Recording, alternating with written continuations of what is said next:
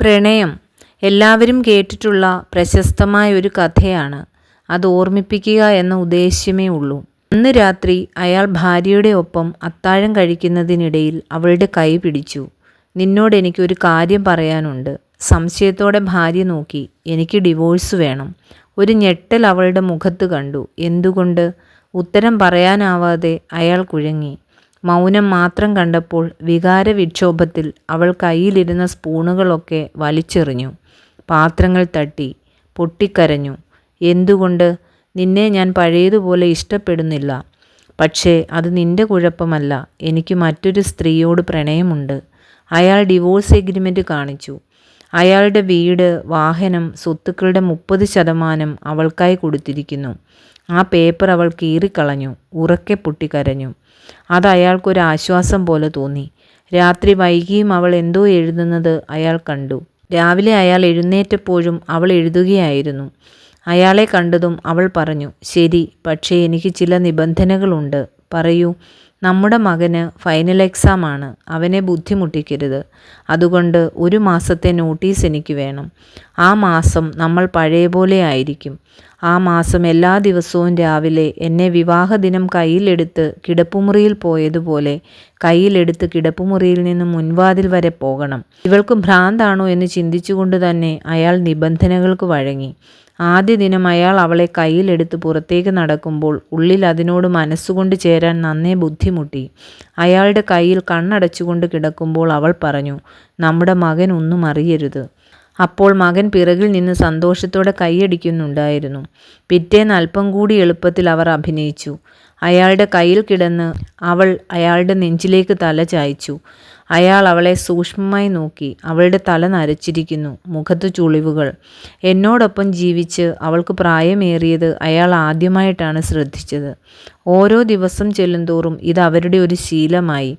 അവളുടെ ഭാരം കുറഞ്ഞതായും കയ്യിൽ അവൾ കൃത്യമായി ഒതുങ്ങുന്നതായും അയാൾക്ക് തോന്നി. അവളുടെ മണം പോലും അയാൾക്ക് പരിചിതമായി.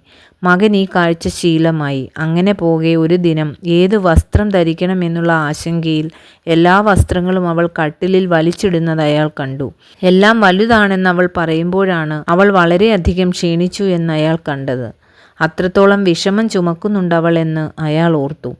"അച്ഛാ, അമ്മയെ എടുക്ക്, സമയമായി." മകനിത് ശീലമായിരിക്കുന്നു. കേട്ടപ്പോൾ പുഞ്ചിരിച്ച് അമ്മ അവനെ ചേർത്തു. അയാൾ അവളെ എടുത്ത് പുറത്തേക്ക് നടന്നു. അയാൾ അവളെ തന്നെ നോക്കി.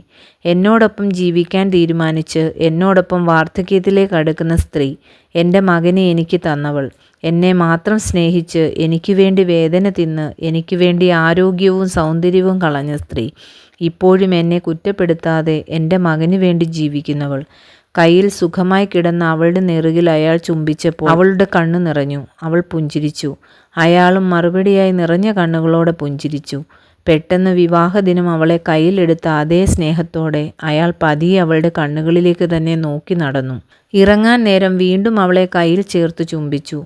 അയാൾ പോയത് ഓഫീസിലേക്കല്ല, ഒരു സ്ത്രീയുടെ വീട്ടിലേക്കാണ്. അവളെ കണ്ടതും അയാൾ പറഞ്ഞു, "എനിക്ക് ഡിവോഴ്സ് വേണ്ട. എന്നോട് ക്ഷമിക്കണം. ഞാൻ എൻ്റെ ഭാര്യയെ സ്നേഹിക്കുന്നു. അവളെ വേർപിരിയാൻ വയ്യ." കാമുകി ഞെട്ടലോടെ പ്രതികരിച്ചു. ഉയർന്ന ശബ്ദത്തിൽ അയാളെ കുറ്റപ്പെടുത്തി. അയാളുടെ മനസ്സിൽ വന്നത് ആ അത്താഴ സമയത്ത് തന്നെ കുറ്റപ്പെടുത്താതെ സ്വയം പൊട്ടിക്കരഞ്ഞ തൻ്റെ ഭാര്യയുടെ മുഖമാണ്. ആ വീട്ടിൽ നിന്ന് ഇറങ്ങിപ്പോകും വഴി റോസാപ്പൂക്കളുടെ ഒരു ബൊക്കെ അയാൾ വാങ്ങിച്ചു. അവളുടെ പേരതിൽ എഴുതുമ്പോൾ അയാൾ പ്രണയം കൊണ്ട് പുഞ്ചിരിച്ചു. വീട്ടിലെത്തും വരെ ഒരു ഫ്ലാഷ് ബാക്ക് പോലെ അയാളുടെ കാമുകിയുടെ ജീവിതങ്ങളെ റിവൈൻഡ് ചെയ്തു. തെറ്റുകാരൻ താനാണ്. അങ്ങോട്ടും ഇങ്ങോട്ടും ചാടിക്കളിക്കുന്ന പ്രണയം. പക്ഷേ ഭാര്യ, അവളേക്കാൾ മറ്റെന്തു ഗുണം കൂടിയാലും മറ്റൊരു സ്ത്രീ വേണ്ടെന്ന് അയാൾക്ക് തോന്നിയത് അവളെ ശ്രദ്ധിച്ചു തുടങ്ങിയപ്പോഴാണ്. ചിന്തകൾ പിന്നിട്ട് അയാൾ വീട്ടിലെത്തി. ഓടി മുകളിൽ ചെന്ന് കിടപ്പുമുറിയുടെ വാതിൽ തുറന്നു.